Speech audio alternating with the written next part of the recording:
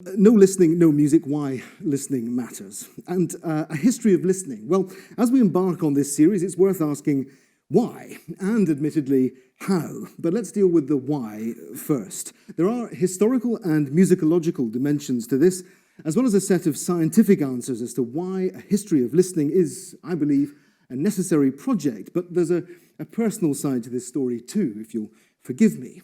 Growing up, knowing that I would never, alas, become a conductor like Sir Simon Rattle, who may well inspire a new concert hall to be built on the footprint of the Museum of London, where we are right now. And that despite my truly excellent world-class skills as an armchair conductor, classical music's equivalent of air guitar, or that my hacking through Mozart and Beethoven piano sonatas probably wouldn't get me to the concert platforms of Glasgow, of London, or Vienna, or even that my deliciously incompetent compositions would or should ever be seen by anyone outside of A-level examiners. I faced, therefore, something of an existential choice about how to make a life in music. Well, Benjamin Britten spoke in 1964 about what he called the holy triangle of musical culture, of composing, performing, and listening. Now, I didn't have professional access to the first two of those, but the last of them, listening, well, that was something I could do, and which we all do. And listening and interpreting the world through listening is what I've been doing for the last 30 years or so. And much of that listening, for me, has happened in a classical music context. And if the image of classical music performance you might have is of serried ranks of white hairs and white beards giving themselves up to an evening of social betterment and non-challenging passive sensory deprivation, listening in somnolent silence while a penguin-suited ensemble on the concert stage plays centuries-old music, well, you might have a point, but only up to a point, I think. And I won't go in now to the centuries-old participative culture that is this particular kind of listening, and indeed the remarkable cultural work that went into its creation. That's our subject for the next talk.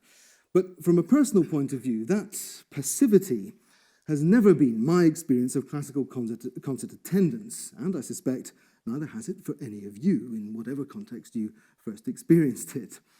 Well, for me, that happened in the early 1980s in Glasgow. It was an old Mozart concert with the Scottish Chamber Orchestra.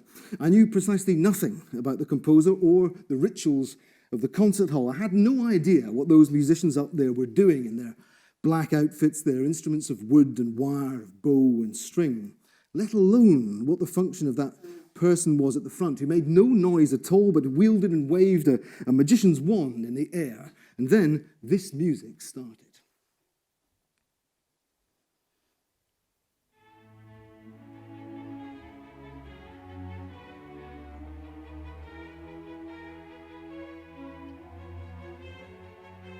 Now, this is Mozart's A Major Symphony, K201, his 29th, composed in Salzburg in 1774, when he was 18. That was all part of the train-spottery information that I would soon start to devour, but none of that meant anything to me or mattered to me at the time, because this music, deceptively simple but miraculous in its economy, in the way it turns harmonic movement into melody and the sensual fullness of its inner voices, I later discovered that was the case. Anyway, it seemed to take over my brain, my imagination, and my whole being. I had no way of describing what was happening back then, only that there seemed to be no distance between me and this music.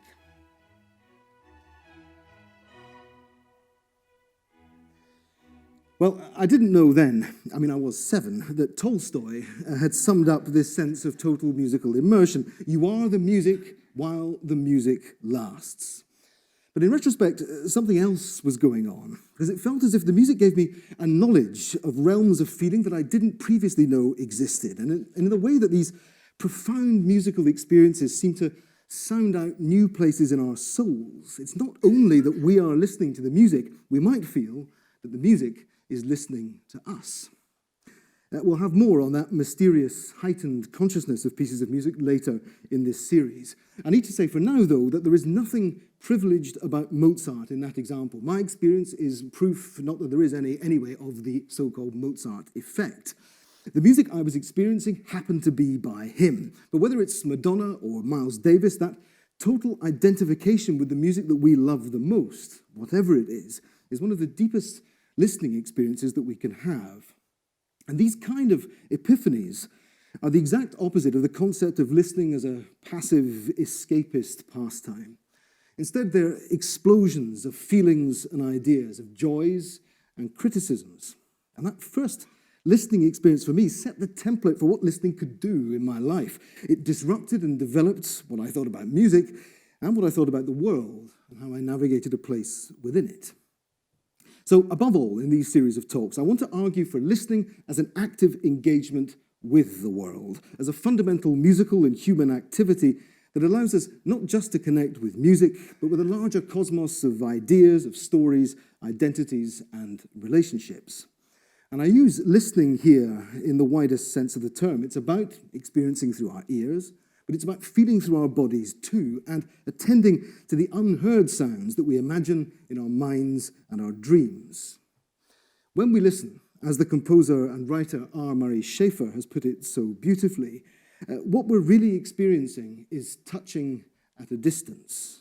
Touching at a distance. That's really true, as we'll discover. The physics of how we hear are incontrovertible. Our bodies, the membranes of our inner ears, our brains, nerve centers, feelings, are activated anytime we hear any sound at all, even my voice right now.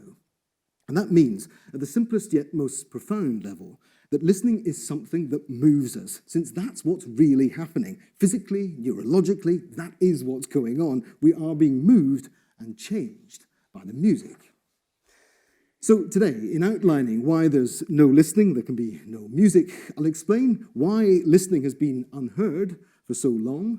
We'll search for a definition of listening in the fundamentals of vibration perception.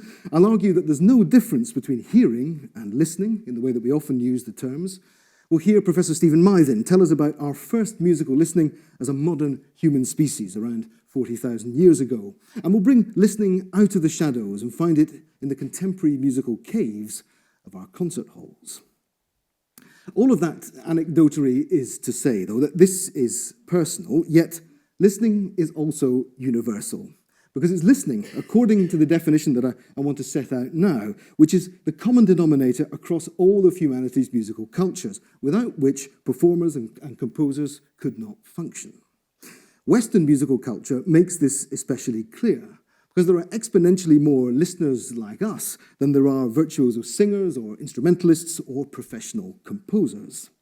Yet it's a music historical truism to say that listening has received scant attention compared to composing and performing in the way that music's been described and its story being told. So to understand why that is, let's revisit Benjamin Britten's holy triangle of musical culture. Because if we turn those three ideas, composing, performing, and listening, into a hierarchy of Western musical historiography, the triangle looks more like a pyramid. You can see Bach at the top there, in which composers like Johann Sebastian Bach are at the top because they and their works have been the most written about and debated. And without them, Western music, especially the music we call classical, wouldn't exist. That stands to reason, doesn't it? I mean, they write the pieces after all.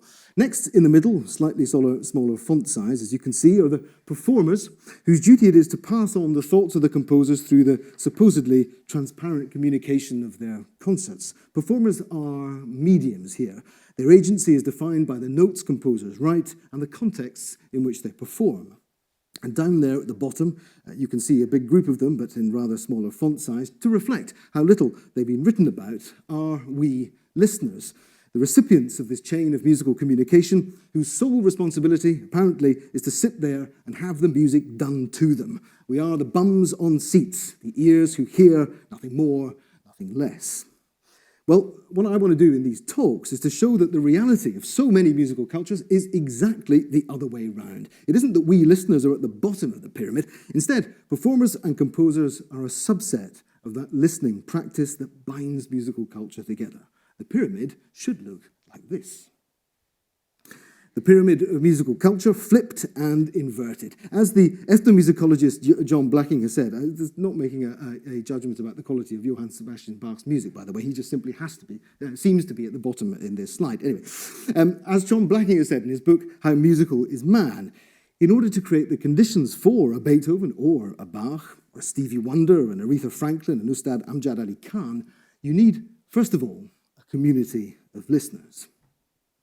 However, there are plenty of good reasons why listening and listeners have been poorly represented in the stories that we tell about music. Now, we know, it might be better to say that we think we know what musical works are. They're the libraries of scores, black and white notes on pages. They have beginnings and endings when they're played in concert halls. They're framed by bouts of applause, and they're dependable, repeatable, analyzable. And that's even more obviously the case for recordings, because for songs and tracks and albums, musical time is frozen onto vinyl or digital files, and the focus of our study is tangibly there as an object, or intangibly, yet nonetheless incontrovertibly there on our screens. But listening, well, it's simply harder to find. Mind you, it's hard enough for performing as well, because if we're looking for the sounds of music in the past, before the era of recording, there's a lot of imaginative work we have to do to reconstruct the horizons of musical expectation of historical eras whose sounds we can never hear. And if it takes detective work to imagine how composers as familiar to us as Bach, Mozart, or Beethoven might have sounded, is yet another more vertiginous leap into a world of shadows to try and hear echoes of how this music was heard, to listen to listening.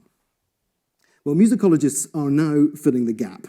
Pioneers of approaches to writing about listening in recent decades and years include James H. Johnson with his study of listening cultures in Paris, Susan Douglas on how radio's changed the listening cultures of America, Evan Eisenberg's on recording, Nancy November's on the string quartet in Vienna, Laura Tunbridge's recent book on the listening cultures of leader performance between the wars. But there are echoes that we can catch in previous musicological literature too. In the reception histories of musical works, in the expanded listening as interpretation that's offered by music analysis, and in the accounts of critics and diarists and audience members of the listening cultures of their time.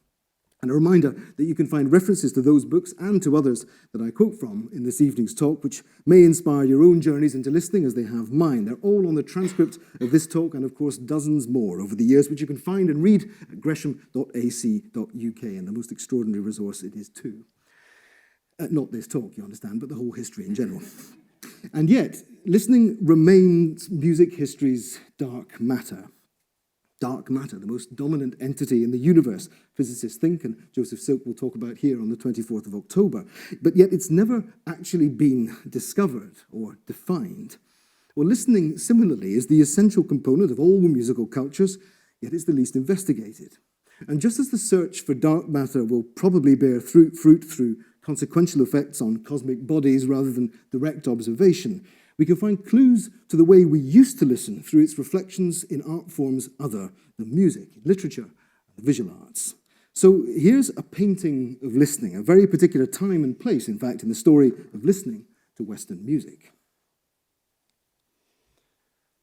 Now, this famous picture is of a Schubertiade, an evening in the composer Franz Schubert's company. It was made in 1868, 40 years after Schubert's death, by Moritz von Schwind.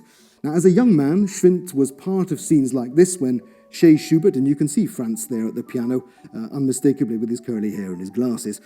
Music would be made and playing, and the singing of his great friend, the baritone Johann Michael Vogel, who's sitting right next to him and turning pages for him at this exact moment of the picture there.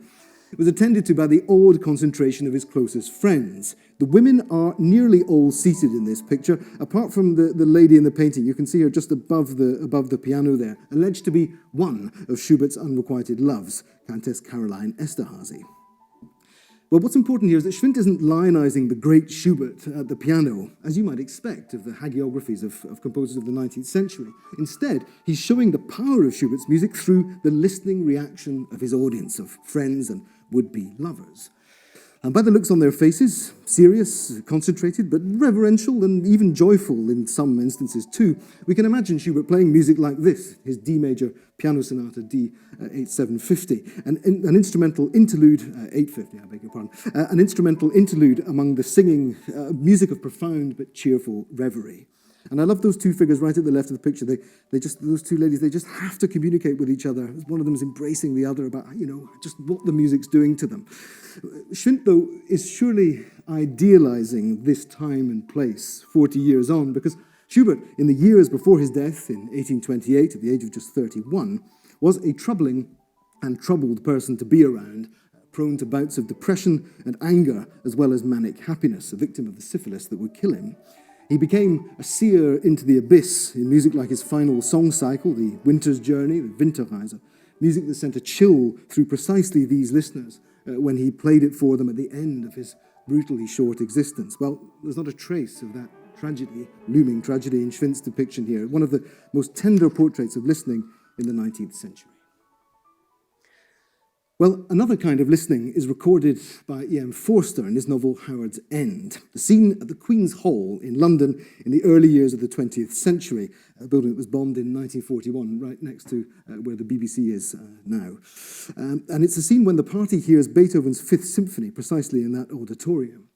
And Forster manages to cram in as many different kinds of listening as there are individuals in his scene, so that we have Helen, who can see heroes and shipwrecks in the music's flood, or Margaret, who can only see the music, or Tibby, who's profoundly versed in counterpoint and holds the full score open on his knee, or, like their cousin, Fräulein Mosebach, who remembers all the time that Beethoven is echt Deutsch. Helen, though, has the lion's share of the narrative, and it's her vivid imagination that carries the day in Forster's novel.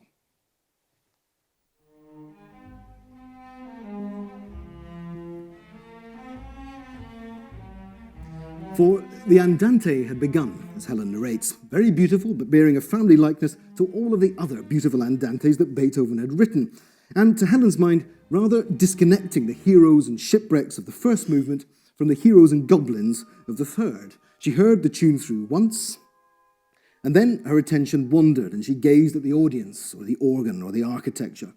Much did she censure the attenuated cupids who encircled the ceiling of the Queen's Hall, inclining to each other with vapid gesture, and clad in sallow pantaloons on which the October sunlight struck.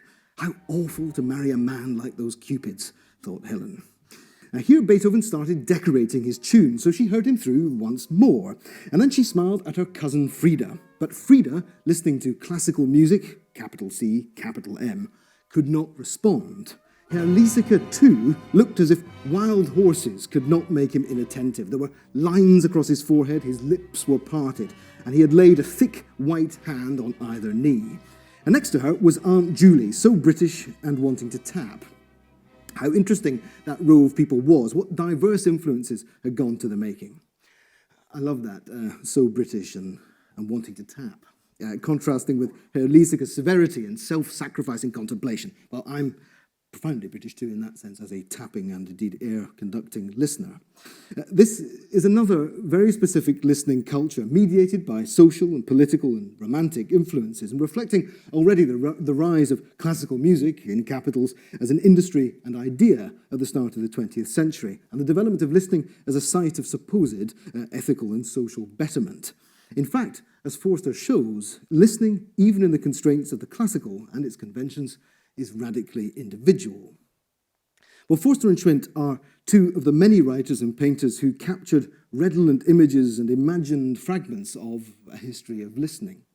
Yet the vividness and fragmentary nature of their dramatized memories proves the point.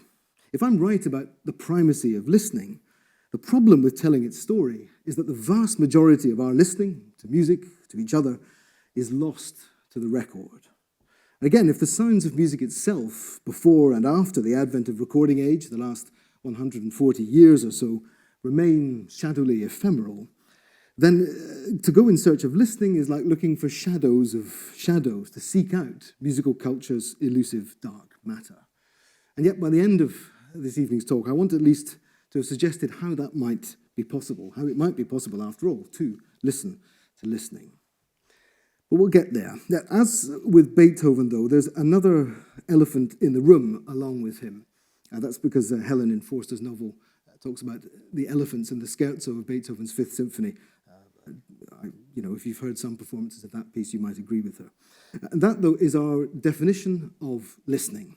What is this listening that we're talking about? Well, it's something that's recognizable in the musical context I've outlined, but we need a more fundamental definition of this universal sense. So where might the story of listening and listening to music start in the story of humanity?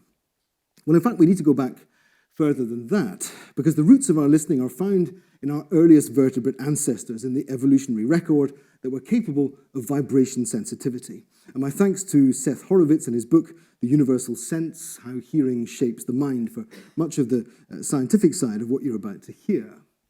350 million years ago, in the primordial oceans, an early ancestor of today's sharks, called Sibirhynchus denisoni, stalked the oceans that surrounded the supercontinent Pangaea. It was one of the earliest vertebrates to have an inner ear, and here's what it looked like. Well, why is Sibirhynchus so significant? Well, it's because, as Seth Horowitz says, it had an otolith organ that sensed the direction of gravity, which would also vibrate in responses to pressure changes in the water. In other words, the ear had come into existence, and living things began hearing.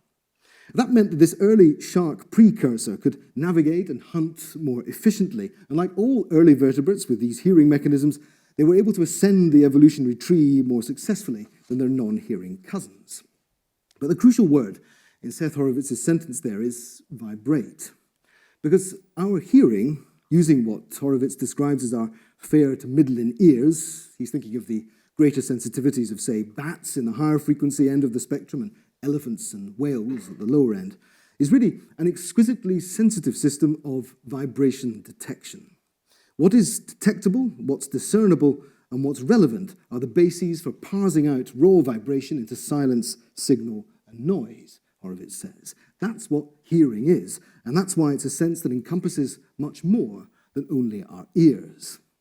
All human hearing is a spectrum of sensitivity that changes as we age. So there are higher frequencies we simply can't process when we're middle-aged or older. And all human ears are different, from those that don't process any sound at all, to those of young children that are the most sensitive and the most impressionable, all within a frequency range of around 20 hertz to 20,000 hertz. So sound waves vibrating from 20 to 20,000 times a second. But our whole bodies are sensitive to vibration, because there are plenty of sounds that we don't hear through our ears, but which we feel. Take infrasound, which is a region of sound waves below 20 hertz. Now, these are sounds that we don't hear with our ears, but which we surely sense. Infrasonic rumbles, like the famous ripple on the glass of water in Jurassic Park, if you remember that, or the tube going under the Barbican Centre sometimes, are vibrations that are felt in our stomachs, our bones, and our muscles. Traffic noise, thunder, aviation, waterfalls, glaciers calving, the boom of waves crashing. Our listening bodies are hearing and interpreting these infrasonic sound waves all the time, even while our ears don't physically process them. Which is why our definition of listening must include those who live with deafness, whose sensitivity to the interpretation of vibration is unimpaired, even though their hearing mechanisms may be. We human beings are vibration sensors. And when you consider that, as Seth Horowitz says, anywhere there is energy, including the depths of intergalactic space, is a vibratory region, there's a strong argument to say that the whole visible universe is a cosmic work of sound art. Everything in it is composed of the vibrations of quantum particles at frequencies above the dimensions of Planck time. The physicist Max Planck calculated the smallest possible unit of time to be 5.39 times 10 to the power of minus 44 seconds. Any shorter than that, and time ceases to function, below the scale, that is, of a millionth of a trillionth of a trillionth of a trillionth of a second. The universe, then, is a gigantic system of vibrations. It's made of music. That's exactly how the quantum physicist Michio Kaku describes it when he outlines his 11-dimensional string theory in his book Parallel Worlds, so that God, or the concept of God, is a composer. I always knew that. So when we hear, when we listen, we are interpreting vibration. That's our fundamental contention. That's the definition of listening. That's what it's all about. But that only gives us another set of definitions to think about, which is the difference between hearing and listening. Because in musical contexts, and in the rest of our lives, we often use these two ideas in distinction to one another, don't we? As if hearing were passive or automatic, as opposed to the activity and engagement suggested by listening. You're hearing my words, but you're not listening to what I'm saying. Not in this context, not right now, of course, but you might occasionally have used that phrase or something like it with somebody you know. Anyway, hearing, then, is supposed to be a mechanical function of sensory perception, whereas listening suggests attention, concentration, the application of the base sense towards a grander perceptual purpose, a conversation with a loved one, or the synaptic firings of memory and feeling that are triggered when you choose to put on your favorite song or symphonic allegro. But that suggests there can be something neutral about our hearing. Yet the story of the evolution of human hearing shows that's simply not the case. Here's what our hearing mechanisms look like. Now, along with the many things that are going on there are 20,000 cilia, which are hairs that resonate in sympathy with particular frequencies within the range we can process in the reservoir, in the liquid of the cochlea, which is that French horn exactly there. And you can see the cilia represented in the cochlea. Beautiful shell-like shape. And then there are the bones, the ossicles of the middle ear, which are the smallest in the human body. They create a tripartite ensemble of malleus, incus, and stapes. We not only need an ear drum, that sensitive membrane through which sound waves pass, but a hammer, an anvil, and a stirrup. And together they work in concert as the most sophisticated set of percussion instruments that we know. Now, all of these biomechanics have evolved to be most sensitive in the frequency ranges that are most useful to us as a species. Our hearing is acutely tuned to allow us to register the tiniest variations of pitch, rhythm, tone color in the ranges of human speech and vocal expression. Well, that makes sense. I mean, if we rewind the historical record to early modern Homo sapiens around 100,000 years ago, our hearing needed to be most useful to us when we were registering the cries of infants, the screams of fear or delight from other members of our group. Our hearing mechanism is a record of our development as a species, as we carved out our space in the sonic biome of the Earth, occupying a frequency range that other animals hadn't colonized so completely, our middle ground, somewhere between the birds and the bats, the insects and the whales. So at the most fundamental level, our evolution as a species has chosen for us what we can hear. We're not perceiving all of the vibrations of the world through our extraordinarily sophisticated ears, only the frequencies most helpful to us. And there's more in the deep workings of this sense, because once that vibrational information passes through our auditory systems, it's processed by our brains. And in the stupefying sophistication of what our brains are doing with these sound waves, it becomes harder still to argue for a supposedly passive hearing as opposed to an active listening. Where there is vibration perception, there is interpretation, there is activity. Seth Horowitz tells us about the workings of our hearing minds. It is this faster-than-thought auditory speed, because we can respond to changes in sound that occur in less than a millionth of a second, with a wide range of tones and timbres that visual color cannot hope to match, and greater flexibility than the chemical sensitivities of taste and smell. All of that lets sound underlie and drive a fantastic range of subconscious elements in the living organism.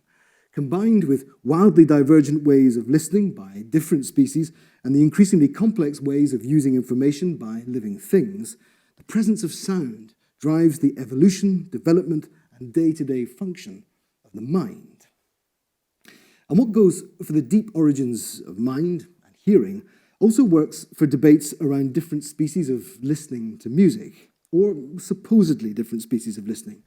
Eric Clarke's work on the psychology of music perception attends to this question in his book, Ways of Listening.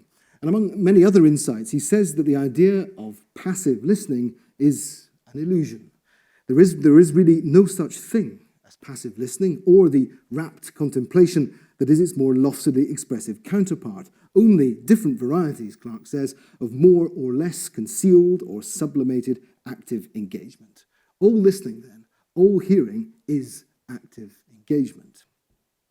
Clarke has other conclusions about the way our musical minds engage with the sounds around us. Now, most models of the perception of sound and music suggest that our brains first process the physical properties of the sounds that we hear, so their frequencies, their loudness, their tone colors.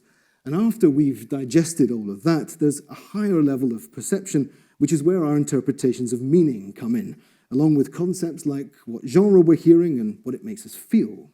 But Clarke's work blows that out of the water, because as he says, our experience suggests that the situation is exactly the other way round, in which those supposedly high-level interpretations are the first things that we feel sounds to be. At its simplest, think of, this sound.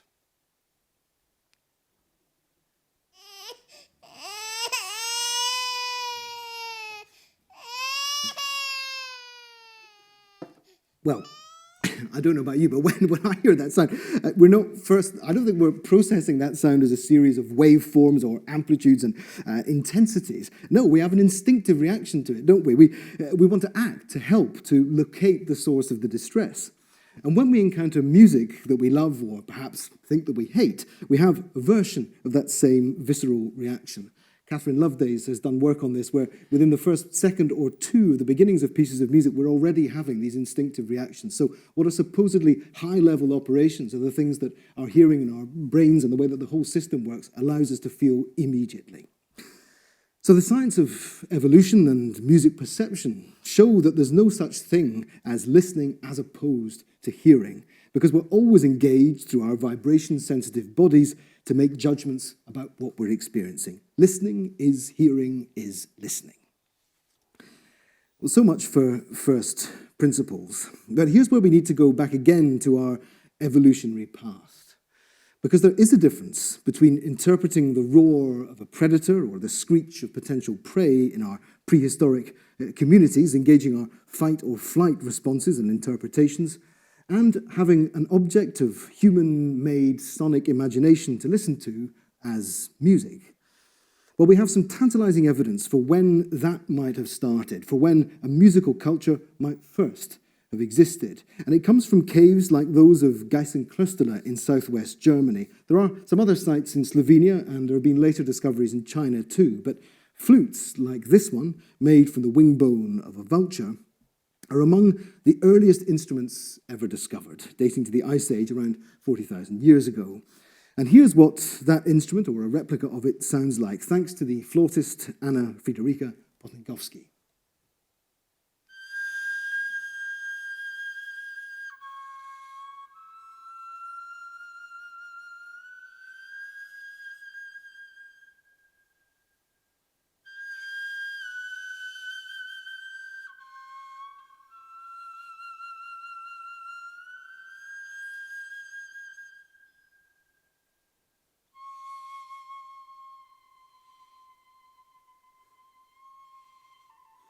It's a gorgeous sound, that. I mean, but from a replica of that instrument, it's astonishing the range of what she's doing there. Part of it is mimicking sounds that we might have heard in the natural world, birds, and in order to either attract birds to us to hunt them, or it might have been simply round the campfire kind of round the fire sort of experience, so genuinely aesthetic, perhaps even a properly musical one in the way that we might understand it. But as well as flutes like those, there's more evidence from caves all over the world, from Mexico to Spain, that human-made sound was used to evoke a world beyond this one, a world of the ancestors, of spirits, of early religious and ritualistic practice. And that's because in prehistoric caves with paintings, or with great concentration of visual art, the greatest concentration of that mark-making is often found also where there is the greatest acoustic reverberation. Now that suggests that these were special and privileged places because they were gateways to a spirit world as the acoustic of the cave opened up to resonate in strange or uncanny ways. And patterns of use and of wear observed on the walls of the caves at these special archaeoacoustic points suggest that the caves themselves were used as instruments. The walls, the stalactites and stalagmites were hit like percussion instruments, so that the whole cave was made to reverberate as a gigantic lithophone, a stone instrument. That's one of the earliest ways in which music was used as a bridge to the beyond, perhaps. And that's a connection with the sacred that we'll explore later in this series. But we're going to listen now to Professor Steven Mithin for more on what the status of musicality and of listening might have been in these earliest sound-transforming musical cultures, and how, for all of their temporal distance from our supposedly modern world, there's much that we have in common with our earliest music-making ancestors. Now, Steve's work as an archaeologist has taken him all over the globe, in sites from Jordan to Islay on the west coast of Scotland. And Steve's also dared something that evolutionary scientists and thinkers from Jean-Jacques Rousseau to Charles Darwin began to sketch, yet which future generations largely neglected. And only recent work by musicologists, neuroscientists, and music psychologists has attempted really to address, nothing less than a definition of the origins of all music. His book, The Singing Neanderthals, is one of the most ambitious and audacious works of scientific and cultural imagination that I know, because it actually lives up to its subtitle, The Origins of Music, Language, Mind and Body, a bold prospectus. So as a definition of what constitutes listening, we need to hear Steven's testimony on music, language and listening. What does Steven think that the origins of music have to tell us about the origins of listening? Well, he starts with some good advice for all of us. One thing that so many of us don't do very well these days is listen to the natural world, because often we are bombarded with the sounds of urban life and our work and our computers and phones beeping all the time. But, go and sit in a forest or go and sit in a desert or go and sit on top of a hill and just listen to the sounds of the natural world. The seas, the wind, the leaves blowing and the birds and etc. Now, that's a beautiful experience. But for our early human ancestors, that was a critical experience, because extracting from all that sounds of nature, they were extracting information about the distribution of resources, about the changing weather conditions, and indeed the changing climate, which would have been essential to their decision-making, living as hunter-gatherers. So listening, and listening very carefully, was hugely important to them. And part of that is listening to what you might call the musicality of the natural world, especially listening to the sounds of different animals. Wonderful if you go bird watching with a brilliant ornithologist who can identify all the different species of birds. And not only that, but what they're doing at that particular time. I'm sure our early ancestors were able to do that. And I think that listening ability transferred into that early musicality. So these early ancestors were really sensitive to sound in a very, very, very wonderful way. Because without words, they'd have to extract meaning from slight variations in pitch, slight variations in tone and rhythm. I do worry that with the origins of language, we've lost some of the sensitivity to that. There are tonal languages, but broadly, if we say words with quite different pace or rhythm or tone and pitch, we take the same meaning from them, in English at least. So I do worry that with language, and then increasingly in our digital, technologicalized world, we're losing some of our sensitivity to sound, which have been so critical to early human ancestors.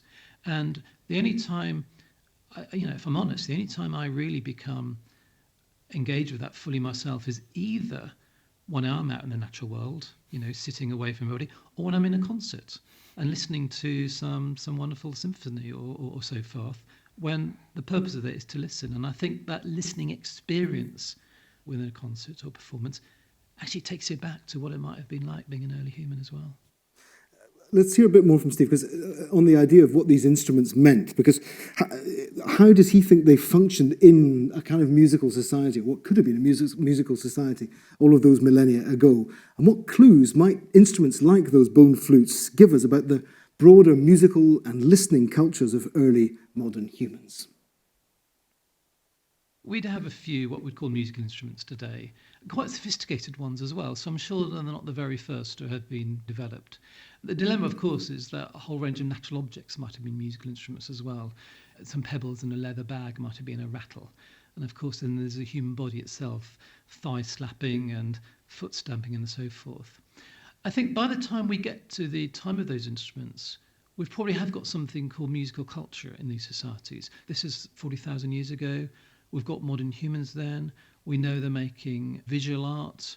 We know they're using body ornamentation. And I suspect they're using instruments and they're making music pretty pervasively. Maybe the closer we get to it is when we look at some of the traditional societies in parts of the world, not so much surviving now, but say on point of European contact. Music was just pervasive in these societies. They weren't necessarily saying, now it's time for the musical performance.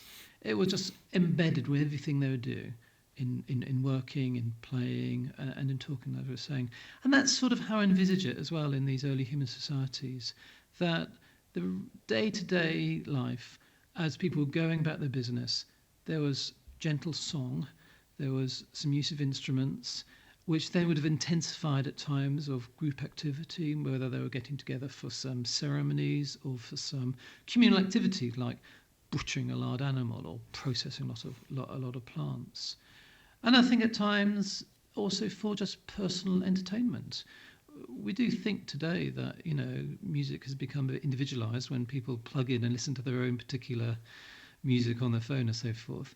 But I like the idea that back in the past, in the Ice Age, at times people also sat down and played their flute and played their rattles for their own entertainment, for their own peace.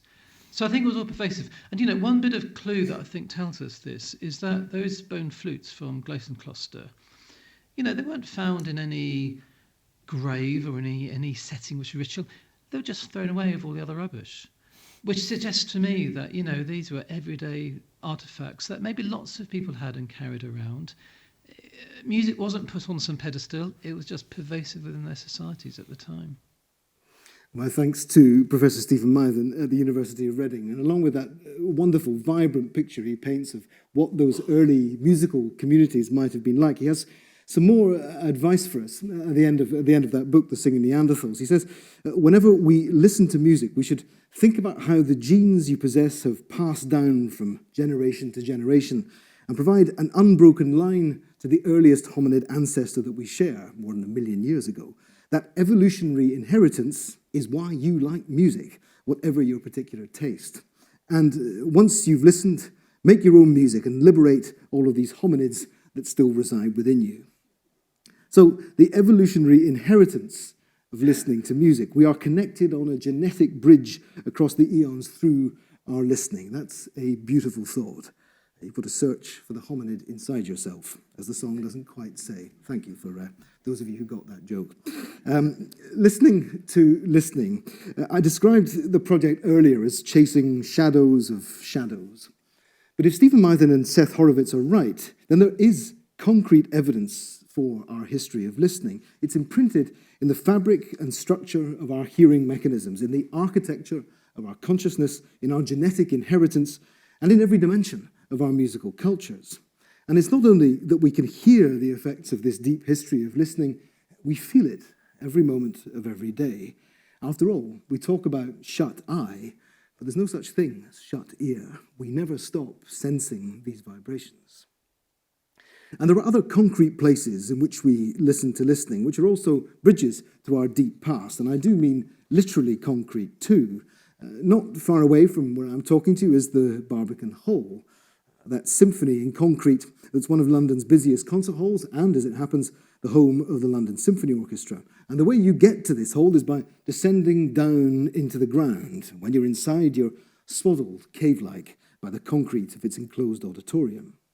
And from the earliest concert halls that we have, the first ever bespoke room for music in Britain is the Holywell Music Room in Oxford, still going strong after more than 270 years, to the latest, the plans for a new concert hall underneath my feet. There is a lot that they have in common. They're all enclosed spaces dedicated to listening, caves for listening. So every concert hall throughout the world is nothing less and nothing more than an architectural and cultural echo of caves like Geisenklösterle, those first cradles and crucibles of musical listening. The Barbican looks more beautiful, but the sense of being swaddled by stone and creating an environment for listening, for transcendence, well, that's common to both.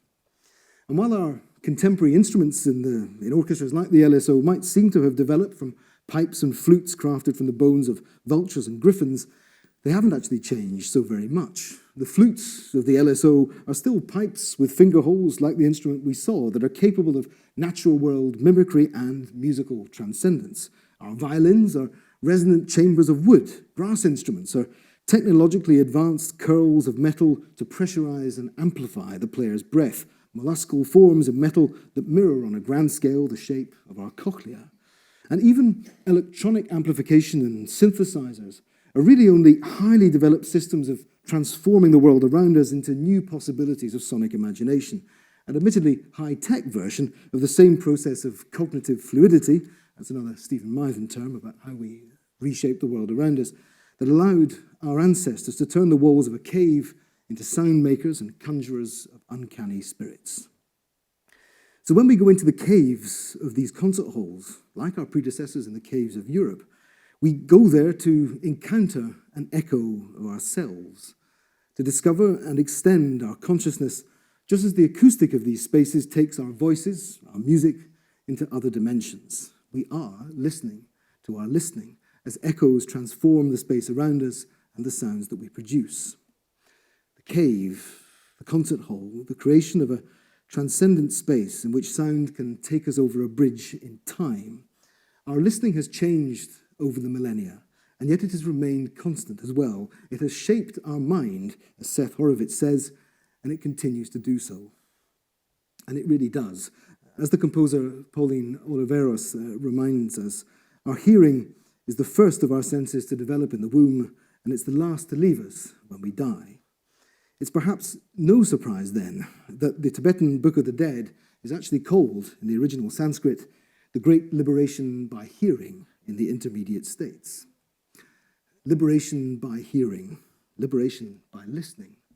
Our lives begin and end, we enter and leave the world in an echo of our listening, which is all by way of an existential upbeat to the rest of this series, starting next time with that noisiest of all listening cultural histories to the music that we call classical. For now, though,